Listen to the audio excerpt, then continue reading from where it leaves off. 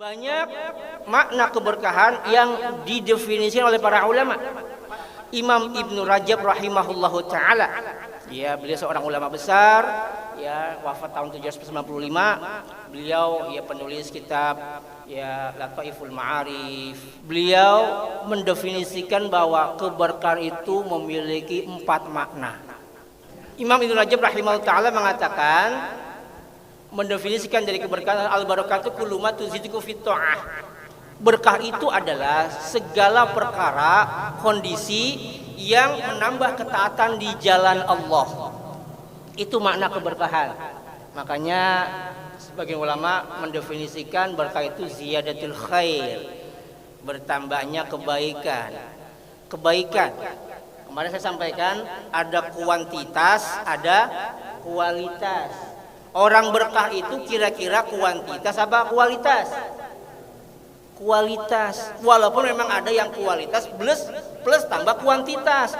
Kuantitas itu jumlah, kualitas itu mutu, rasa.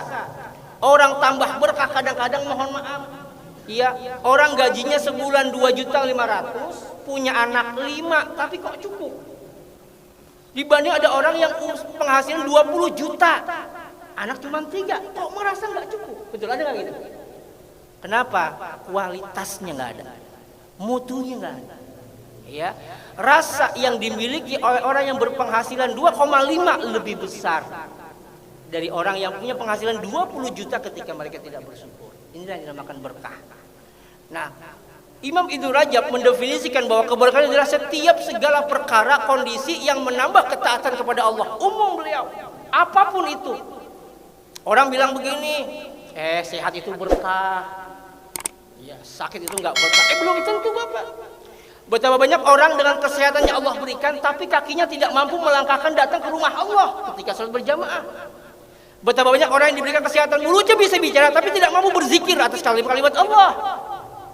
Betapa banyak orang yang diberikan kesehatan tangannya, tapi tidak mampu memberikan pertolongan kepada orang yang membutuhkan. Kalau kesehatannya tidak menambah ketaatan kepada Allah, kita khawatir jangan-jangan kesehatannya nggak berkah. Tapi sebaliknya, betapa banyak orang di rumah sakit, kagak bisa tidur, merasakan penderitaan dari penyakit yang dideritanya, tetapi rasa sakitnya membimbing lisannya untuk berzikir kepada Allah. Bukankah itu sakit yang mengandung berkah? Sebagaimana sakit yang Allah berikan kepada Nabi Ayub alaihi salam. Karena mustahil bagi Allah memberikan sesuatu kepada para nabinya kalau tidak ada mengandung keberkahan di dalamnya. 18 tahun guys, sakit Nabi Ayub. Lah kita setahun doang ngeluh baik. Kapan sembuhnya Nabi Ayub. Ya, insyaallah kita akan bahas ya nanti pada kesempatan yang lain tentang makna dari syukur dan sabar. Insyaallah. Nah, kondisi yang menambah ketaatan kepada Allah dengan diberikan ujian sakit, dia semakin taat. Dikasih ujian sakit, menambah dekat kepada Rabb-nya. Berarti itu sakit yang mengandung keberkahan. Kenapa Ramadan dinamakan syahrun mubarak, bulan penuh keberkahan? Karena mungkin kita sepakat Bapak Ibu dirahmati Allah, siapapun dia, apapun identitasnya, asalkan dia seorang muslim, ketika masuk Ramadan dia akan menjadi pribadi yang semakin taat, semakin rajin mengerjakan sholat. Jangankan yang fardu, juga sholat sunat, jangankan yang 11, bahkan sampai 23 rakaat. Betul nggak? Kalau di luar Ramadan boro-boro yang 11, yang 2 rakaat sholat sunat terasa berat. Bulan penuh keberkahan. Bisa jadi ketika sebelum Ramadan dia adalah seorang preman, tetapi ketika masuk Ramadan dia merubah diri jadi orang beriman, bahkan sholat taraweh ngambil saf paling depan. Tuh, bulan penuh keberkahan, bulan di mana orang semakin menambah taat kepada Allah. Ya. Lalu pertanyaannya, apakah harta kita ini berkah? Apakah keluarga kita juga berkah? Apakah istri kita itu istri yang berkah? Apakah kendaraan kita adalah kendaraan yang berkah?